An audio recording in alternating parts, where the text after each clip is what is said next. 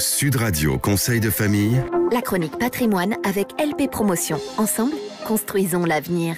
Bonsoir Stéphane Moller. Bonsoir Olivier. Bonsoir à tous. Stéphane Moller, le président et le fondateur du cabinet Via Wealth Management. Ce soir, on va répondre à Juliette qui nous écoute à Bordeaux. Juliette qui se demande s'il est intéressant d'avoir un PEA.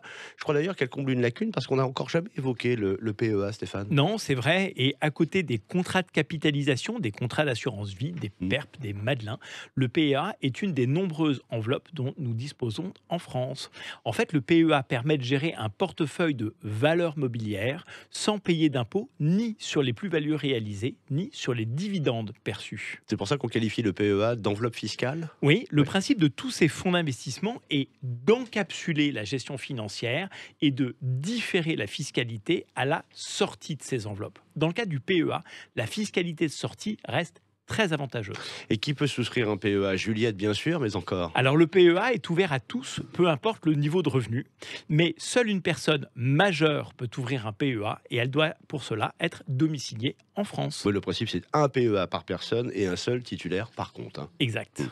Quels sont les différents types de PEA ? Alors il y en a deux. Le PEA classique qui comprend un compte espèce et un compte titre est lui plafonné à 150 000 € de versement. Oui, le premier compte qui consiste à recevoir finalement les sommes versées sur le plan, c'est-à-dire les gains réalisés, les dividendes et les plus-values. Et puis le second compte sert lui à conserver les valeurs mobilières éligibles au PEA. Exactement. Et le deuxième PEA, c'est le PEA PME ETI, entreprise de taille intermédiaire, qui consiste donc à ouvrir un PEA dédié à l'investissement au capital des PME et entreprises de taille intermédiaire, dont le plafond est lui fixé à 225 000 €. Alors, question que se pose forcément Juliette et tous les autres, quels sont les avantages du PEA ? Alors, tout d'abord, une grande souplesse d'utilisation et aucune obligation de versement régulier.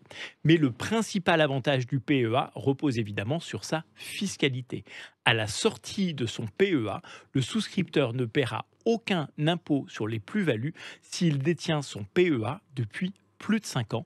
Il s'acquittera seulement de la CSG-CRDS. Et concernant les dividendes, Stéphane ? Eh bien, comme les plus-values, les dividendes sont elles aussi exonérés d'impôts. Mais ils entrent dans le calcul des gains du PEA au moment du retrait, c'est ce que vous avez évoqué. Hein ? Exactement. Alors, si on synthétise, Olivier. Si on synthétise, pendant le déroulement du PEA, les gains, c'est-à-dire les dividendes, les plus-values procurés par les placements effectués dans le cadre de ce PEA sont exonérés d'impôts sur le revenu, à condition toutefois de ne pas être retirés du plan.